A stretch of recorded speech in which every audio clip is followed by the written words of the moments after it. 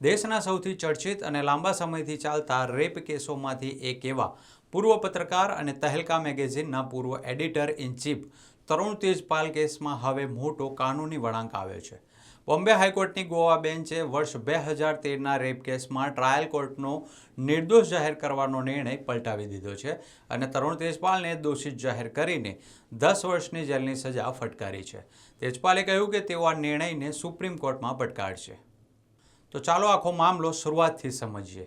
આ ઘટના નવેમ્બર 2013ની છે. ગોવામાં યોજાયેલા થિંક ફેસ્ટ દરમિયાન તહેલકા મેગેઝિનમાં કામ કરતી એક મહિલા પત્રકારે આરોપ લગાવ્યો હતો કે 7 અને 8 નવેમ્બરની રાત્રે હોટલની લિફ્ટમાં તરુણ તેજપાલે તેમની સાથે 2 અલગ અલગ વખત યૌન શોષણ કર્યું હતું.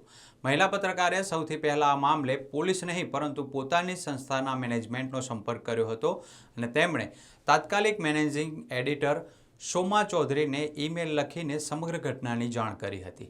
સાથે જ લેખિત માફી, સમગ્ર સ્ટાફ સમક્ષ ઘટનાનો સ્વીકાર અને આંતરિક ફરિયાદ સમિતિ એટલે કે ICC બનાવવાની પણ માંગ કરી હતી. પરંતુ જ્યારે આ મામલો જાહેર થયો ત્યારબાદ ગોવા પોલીસે સ્વયં સંજ્ઞાન લઈને FIR નોંધી અને તપાસ શરૂ કરી.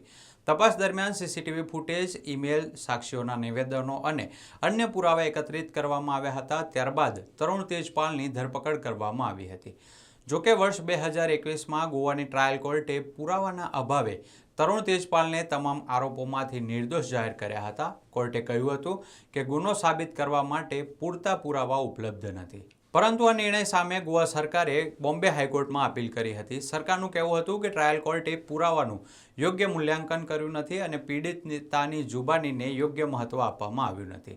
આ કેસમાં 3 દિવસ સુધી અંતિમ દલીલો સાંભળ્યા બાદ બોમ્બે હાઈકોર્ટે પોતાનો ચુકાદો અનામત રાખ્યો હતો. હવે હાઈકોર્ટે ટ્રાયલ કોર્ટનો નિર્ણય બદલી નાખ્યો છે અને તરુણ તેજપાલને ભારતીય દંડ સંહિતાની કલમ 376(2)F, 376(2)K, 354A અને 354B હેઠળ દોષિત ઠેરવ્યા છે. આ કલમો બળાત્કાર, જાતીય સતામણી અને મહિલાને નિવસ્ત્ર કરવાના ઈરાદાથી હુમલો કરવા જેવા ગંભીર ગુનાઓ સાથે સંબંધિત છે. હવે બોમ્બે હાઈકોર્ટે ટ્રાયલ કોર્ટનો નિર્ણય પલટાવી નાખીને તરુણ તેજપાલને 10 વર્ષની સજા ફટકારી છે. જો તરુણ તેજપાલની વાત કરીએ તો તેઓ એક સમયે દેશના સૌથી જાણીતા તપાસનિષ્ઠ પત્રકારોમાં ગણાતા હતા. તેમણે લગભગ 3 દાયકાથી વધુ સમય સુધી પત્રકારત્વ ક્ષેત્રે કામ કર્યું હતું. તહેલકા.com જેવી ઇન્વેસ્ટિગેટિવ વેબસાઇટ શરૂ કરીને અનેક મોટા ખુલાસા કર્યા હતા.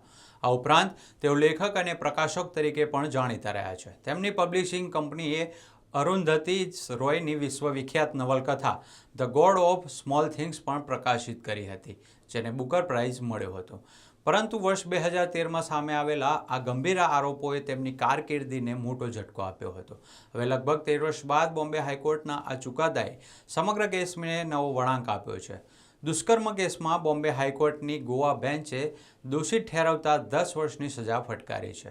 આ કેસમાં અગાઉ 2021માં ટ્રાયલ કોર્ટે તેમને નિર્દોષ જાહેર કર્યા હતા, જે ચુકાદાને હાઈકોર્ટે પલટી નાખ્યો છે. આ ચુકાદા પર તેજપાલે કહ્યું કે તેઓ આ નિર્ણયને સુપ્રીમ કોર્ટમાં પડકારશે. આ મુદ્દે તમારું શું માનવું છે? તમારો અભિપ્રાય અમને કોમેન્ટમાં જરૂર જણાવો. આવા જ વિશ્વસનીય સમાચાર માટે અમારી ચેનલને લાઇક, શેર અને સબસ્ક્રાઇબ કરવાનું ભૂલશો નહીં.